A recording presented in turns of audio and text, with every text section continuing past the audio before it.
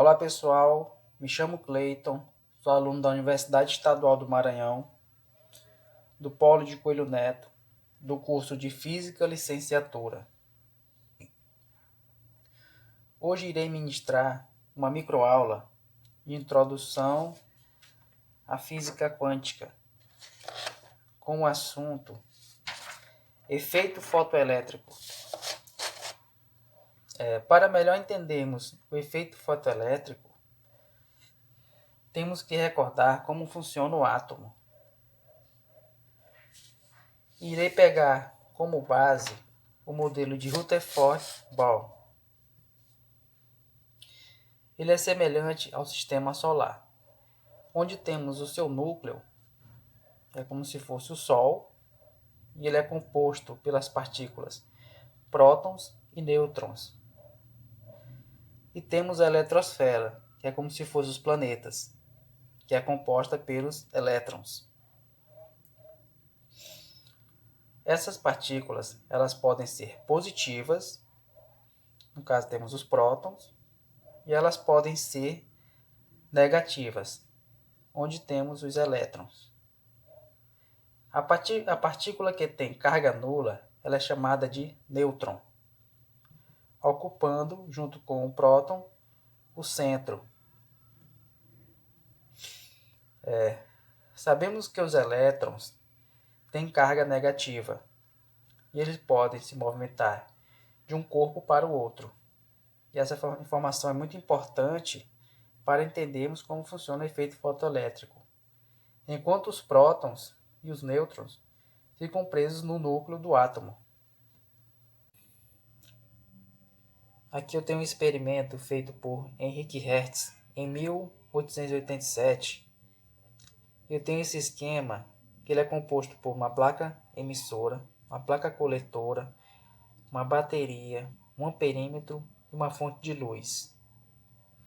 No caso, esse experimento, para a época, no ano de 1887, eles não tinham a resposta porque essa placa ficava carregada positivamente. No caso aqui, quando ela é atingida por uma luz de alta frequência, aqui estou atingindo ela com a cor lilás. Essa cor lilás, ela faz com que os elétrons se deslocam da placa emissora para a placa coletora. No caso, se eu atingir essa placa com uma cor amarela ou vermelha, não vai acontecer nada. Os elétrons vão continuar na placa emissora, o ponteiro do amperímetro não deflexionará e nada acontece. Só que nessa época eles não tinham essa resposta porque isso acontecia. A física clássica não dava essa resposta.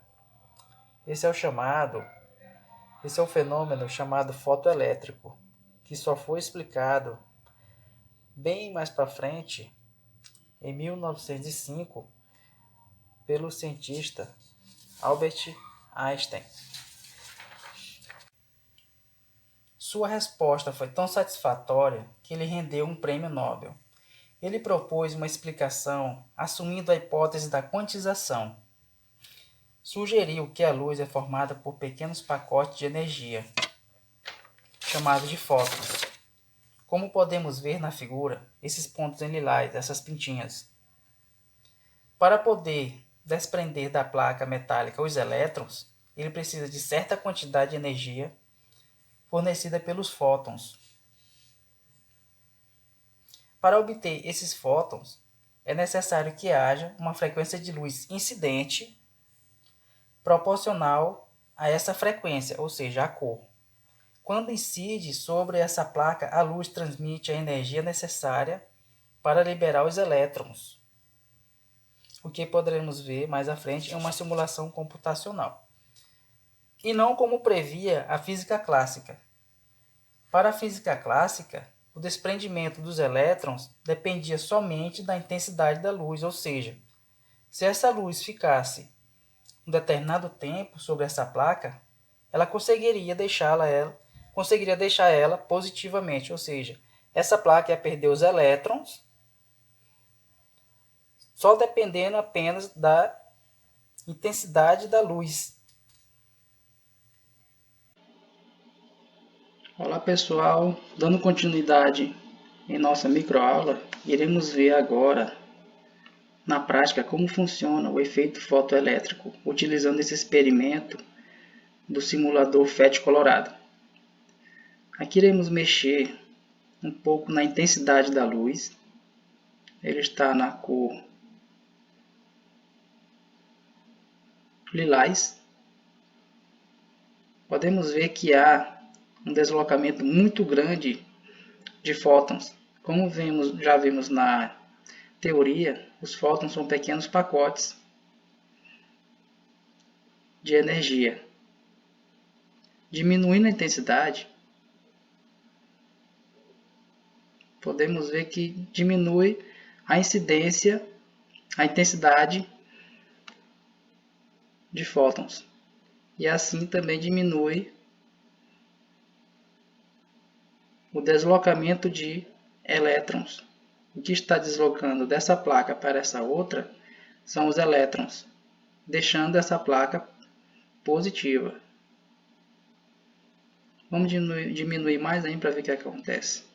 Vamos deixar em 2%. Ainda continua saindo elétrons. Então, para que o efeito fotoelétrico aconteça, depende apenas da frequência da luz. Não depende da intensidade, que está em 2%. 2% ainda continua saindo elétrons dessa placa para essa outra, só que com menos intensidade. Aumentando, podemos ver que a corrente aumenta no perímetro. Vamos agora colocar em outra frequência. Colocando na frequência do vermelho, o deslocamento de elétrons para.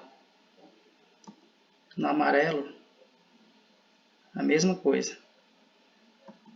Já no verde, com essa frequência já começa a haver um deslocamento de elétrons. No azul também há, no azul claro, no azul escuro e no lilás. E assim sucessivamente. Segundo a física clássica, para que acontecesse o deslocamento de elétrons, ou seja, das cargas negativas, era preciso somente a intensidade. Dependendo da intensidade da luz, em algum momento essa placa iria perder elétrons para essa outra. Como podemos ver, isso não acontece. Depende da frequência dessa luz para que isso aconteça.